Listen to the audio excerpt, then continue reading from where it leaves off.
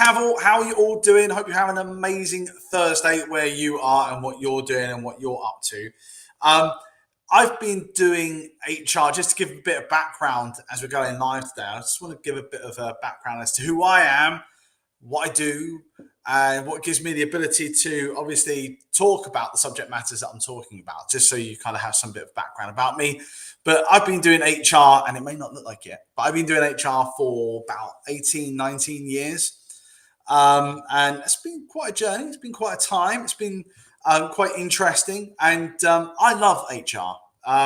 Not everyone says that. I get that. But I love it. I love it a lot. And there's a reason for that. And primarily that's because I know that everybody is different. Every person that I come into contact with, every business, every employee, every manager, we're all different. We're all unique. That's the human trait, right? And I love that.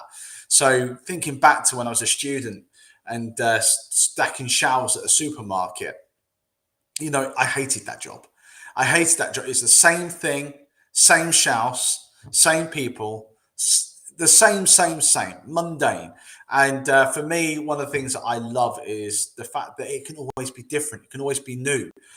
Even after 18, 19 years of doing HR, I still get to a point where there's something that will pop up that's happened in someone's organization or that's happened with somebody in particular that I've never come across before, I've never dealt with before, or it's a new kind of thing that's happened based on something quite similar. It's always unique and different, and the law is always changing as well. So you always have to remain up to speed, up to date on what's happening, what's not happening, and I just love that. It's no 2 days are ever the same, and of course, being in a business providing HR support services just adds another level to that kind of process, because obviously for me it's just great because again it's never always the same with the same thing. But on that, I know that that's not for everybody. So if you're in a business at the moment in time, perhaps you're an owner, maybe you're a managing director, maybe you work in operations, maybe you're in the finance team, maybe you're a finance manager or a director or a CFO. It's not your thing. It's not what you would like. And I get that. And I hear that all the time. So every time I talk to people, they say, I deal with this, I do this. Not what my expertise are, and it's not what I'm interested in. I don't like them. I feel like I'm babysitting adults, and I just not into that. I've got kids of my own. I don't want to come to work and deal with kids at work as well. Be a mentality that people have, and that's fine, because you do you and I do me. You stick in your own lane.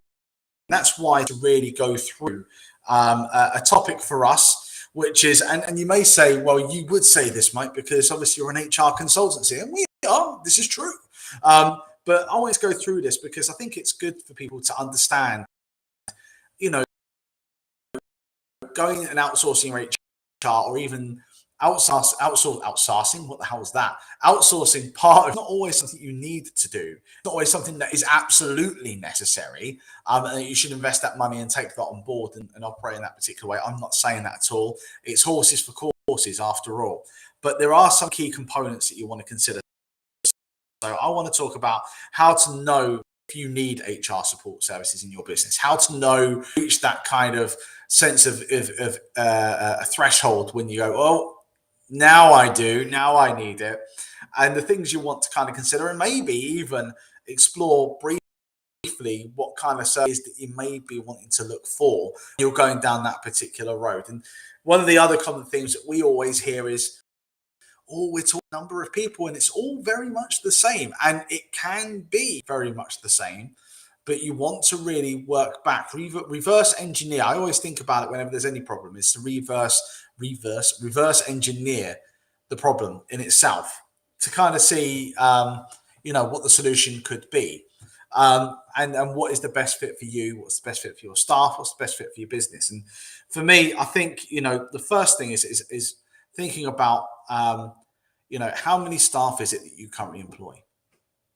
If you're a new business, if you're a new startup, and it's just you and your friend or you and a family member, you're probably not going to need a high level of HR. You still have legal compliance, like, contracts of employment that you'll probably have to give, and those sorts of bits and pieces, but they're low on that threshold of what you need. You don't need to outsource your HR. You just need support in developing contracts and maybe some policies and procedures.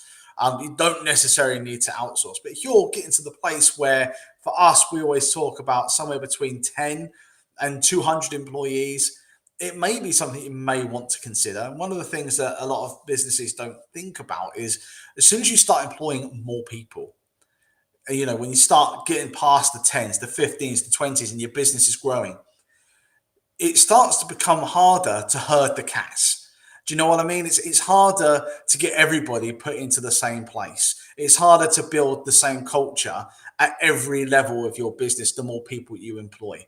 And the more people you employ, statistically, the more likely it is you're going to get employee-led type problems, right? Whatever they may be, it's more likely they're going to happen. And when they do, it's those problems that will actually act like a sponge, and they will just drain your time. They will take all your time and resources to try and fix and amend. And you realize when you're in the depths of despair and dealing with that and hitting your head against a brick wall, that that's not really where you want to be. That's not where you want to, what you want to be doing. And you're not actually looking forward to come to your own workplace because of these particular situations. And the other thing is, well, okay, if we're getting bigger, why don't we just employ an HR person, right? Why don't we just take on an employee? And that in its own right is another real big threshold to go across, because obviously the cost of, depending on where you are in geography and depending on what industry you're in, the cost of employing an HR person can be anywhere between 40 to 80,000 pounds per year. That's quite a large expense. And what I would say is if, thinking back on my corporate life and thinking back on HR in bigger businesses, you could be an HR practitioner covering a number of different departments, covering a large number of staff in total. I'm talking like 1,000 plus in covering that particular area. You could be a manager covering a smaller area, of course, as well. And what I would say is for if you want to get in anybody into your business, whether it's an HR manager, finance manager, whoever it is, you want to get the best and attract the best into those roles that you possibly can.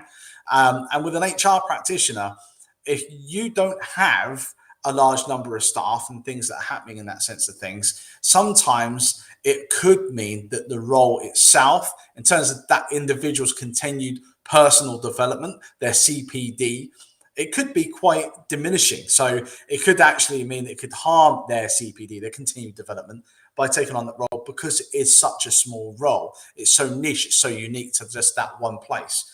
And that may not be the answer either, because the last thing you need is someone within that role twiddling their thumbs, maybe, trying to create work where work doesn't exist to validate the reason why they're even employed in the first place, right? So if you're somewhere between 10, 200 staff, it may be something that'll be on the cusp that you'll be thinking about or heavily thinking about and wanting to engage in. And there's a perfect reason for that as well. And I mean, that's kind of like a bonus one. That wasn't even on my list. I didn't even write that on my list. So the first one is how many employees do you have? And obviously, the more employees you have, the more likely it is you're probably going to get some more value out of having your HR outsourced. And I'll come on to another bonus element in a minute in time. The next part is obviously you want to consider what's the pressures here. What's the pressure point? Most people, if you're in most businesses, if you don't have HR already in place, you might find that if you're working in operations or finance, then it may be tagged onto your job. If you're the managing director or owner of the business, it may be tagged on as one of the many hats that you're wearing already. Jesus, we know that. And therefore, it's not really your speciality. You're covered over so many different areas. You're actually really time poor. So when any of these things come up, remember we said, the more staff you have, statistically, the more likely it is you're going to have staff-led problems.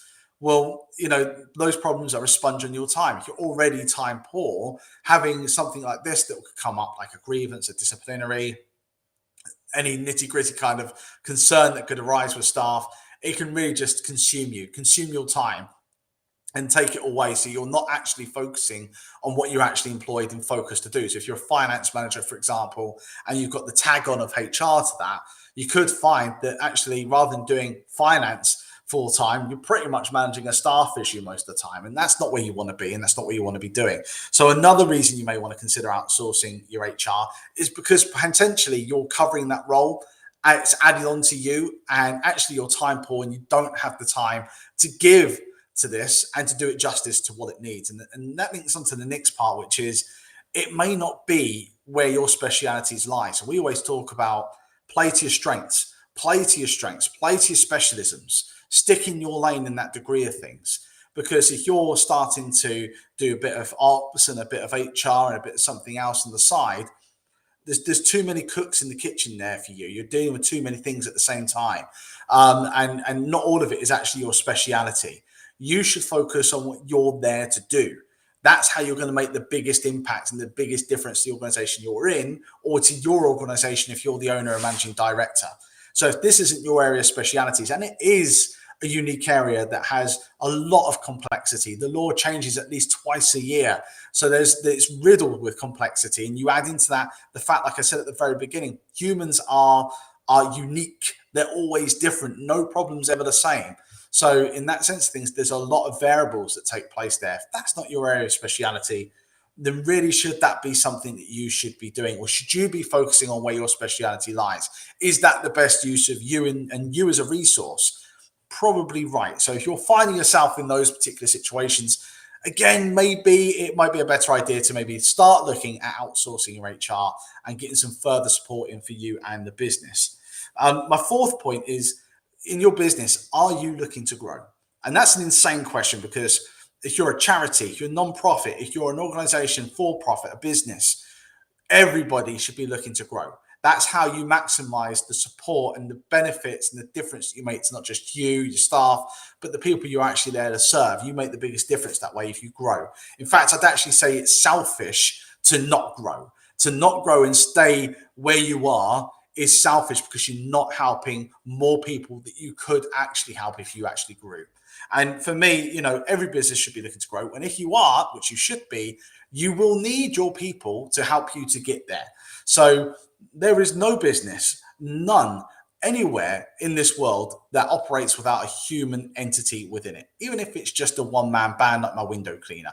Doesn't work, doesn't happen. And one underlying principle around this is you will never be able to do this thing on your own. You can't do this alone. You need help. You will need support. And if you're looking to grow, you will absolutely need support. And you're only going to be as good as your weakest link. So if you're looking to grow, your people are going to be essential to that. Your whole success or your failure in your business is 100% going to be predicated on how good the people are within your business, how engaged they are with what you're seeking to do, who you're doing it with, and how you're seeking to do it. They are vital. They are the engine that's driving this thing forward. Without them, you're stationary, and stationary is really just a slower version of reverse, right? So at the end of the day, you want to be growing, you will need your people. If you're looking to do that, then you need to try and see, how can I get the most amount of value? How can I get the most amount of productivity? How can I get the most amount of connection to what it is that we're actually trying to achieve in this business, and the right culture set in this business? And that point in time, you're going to need to probably think about outsourcing HR to help you to get through to that stage. That's the other hidden area of HR that when you're starting to look as an individual, as a business, to outsource HR, it's less spoken about. The thing that most people think about is it's the police force. When employees go rogue, in comes Mr. HR to deal with it for me and help me out. That is part of HR. Right, I get you. But there's also another critical part of HR, which is, how do you maximize and unleash that potential within the people in your business to grow your business? How do you do that? And that key component is the other half of HR that tends to get missed when you're looking to outsource. So if you're looking to outsource just to help with the day-to-day issues as things go wrong and employees go rogue, then fine, a basic form of HR outsourcing might be appropriate for you. If you're actually looking to get more than that and actually link your staff and take this journey further forward in a faster way and make sure you've got the right people in the right place at the right times, your HR is going to be really critical to that. And you're definitely going to want to have that as something that you're outsourcing. And then the last point, which I've just touched on briefly a minute ago, is around cultures.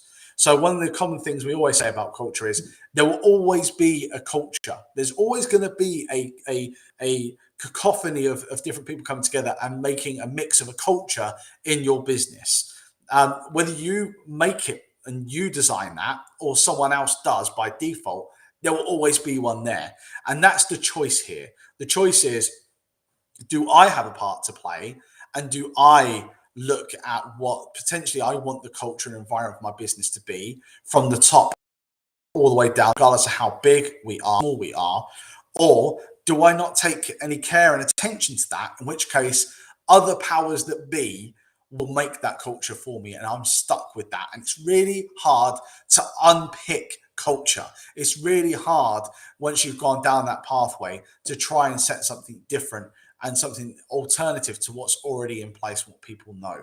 So having some kind of determination, I'm struggling with my words today, some kind of determination around your own destiny and setting that, you will definitely want to have someone on board that's going to help you to do that. And again, that comes down to the people that you're getting into your business, the values in your business, the values of the people that you're bringing into your business. And it's also going to come down to, of course, the people that you're keeping in your business and how long you're keeping them there for if they're not a good fit, and where you're going, building that culture, getting a team together. What we call the working family, a sense of belonging, is really, really mission critical when looking at outsourcing your HR. It's something else you want people to help.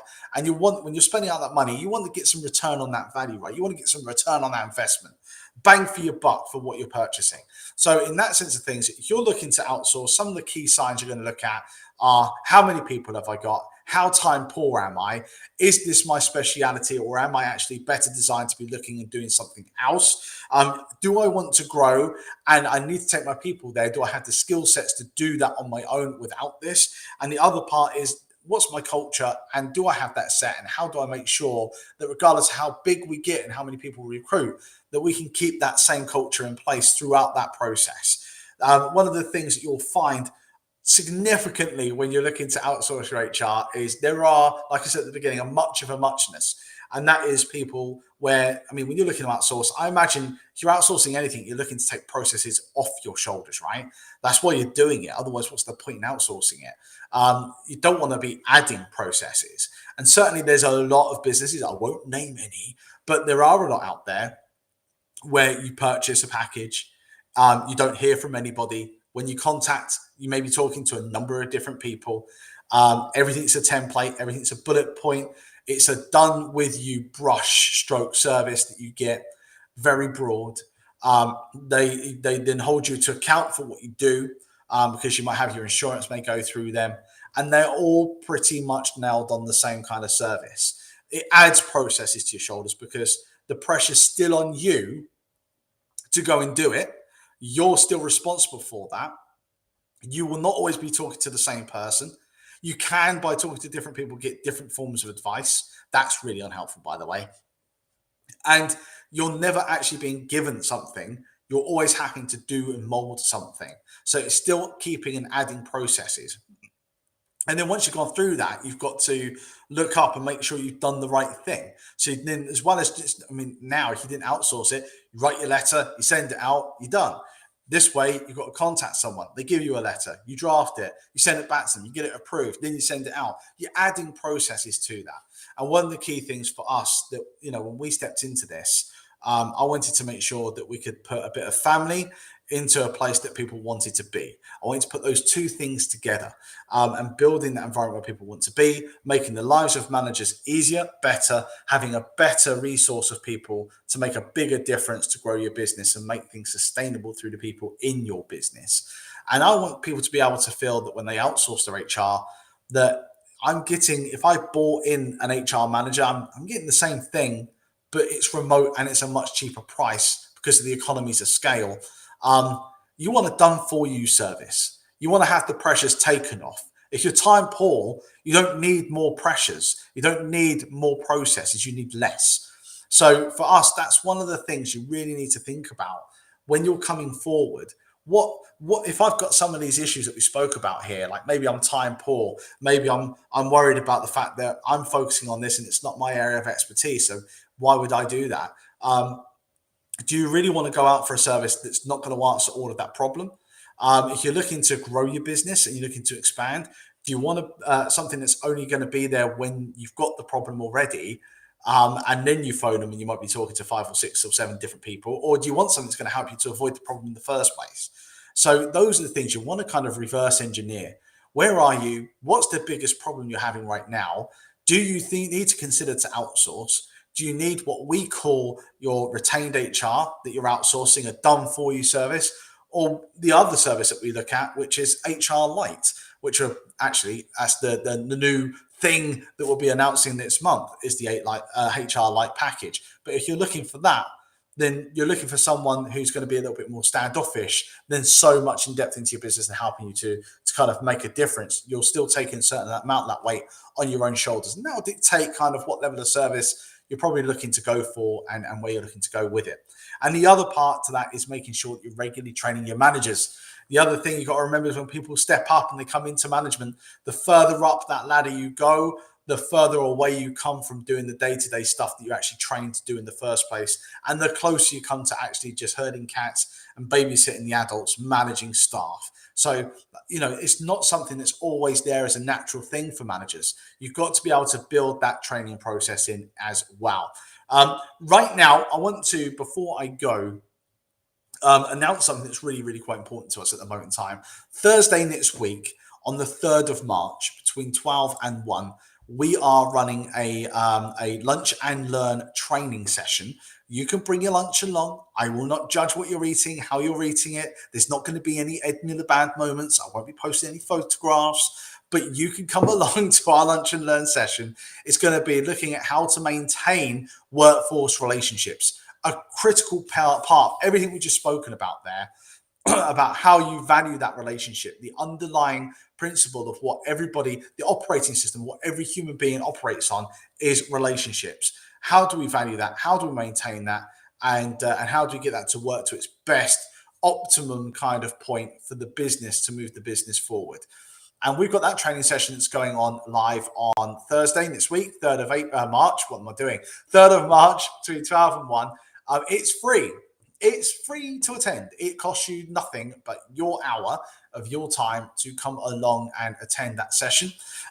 We will put a link later on within our social media. But if you do want to go along, it's I believe it's relationships.cavel, spelled CAVELLHR.co.uk. So that's relationships.cavelhr.co.uk. If you click on that, go there, register your details. I would love to see you there. It's free. And then obviously, like I've just said, we're looking at new services all the time that we're offering. So we've got a big announcement that we're looking to come out with roughly around about in the middle of March, which would be our HR Lite service products that we're going to be coming up with. And I think that's going to be massive, especially when you're going through this particular process. Like I said, reverse engineering, what type of HR service it is that you're looking for. So please keep an eye on that. If you're watching this live, you might be watching this on YouTube right now. You may be watching this on Facebook, Instagram, LinkedIn, from the moon. I don't really know. But when you do come on and you do watch this, or you watch this back and review this, please, whatever platform you're on, it'll be a massive help. If you found any value whatsoever in any of my mumblings that I've just gone through, it'll be great if you could just come on, give us a like. If you haven't already, follow us or subscribe to us. Give us some feedback. Let me know. We're trying to do these more regularly, at least once a week at the moment in time, and looking to shoot up a bit more as well later on. But I want to know what's important to you. So come back to us. Let us know. Give us feedback. What areas are really specific that you would love to know something about? This is free. So any advice that we can give, any support that we can give, come back to me, give me some feedback, and we'll see what we can put in and help you out even further. I hope you enjoy the rest of your week. If you're like me and you're a crazy rugby fan, obviously you may be able to tell I'm an England supporter. So we got Wales this weekend. So if you're this weekend watching any rugby, I hope you enjoy it. Come on, England. I hope all the teams perform really well, of course, just not trying to alienate Welsh people there. Have a great time. Take care. Have a great weekend.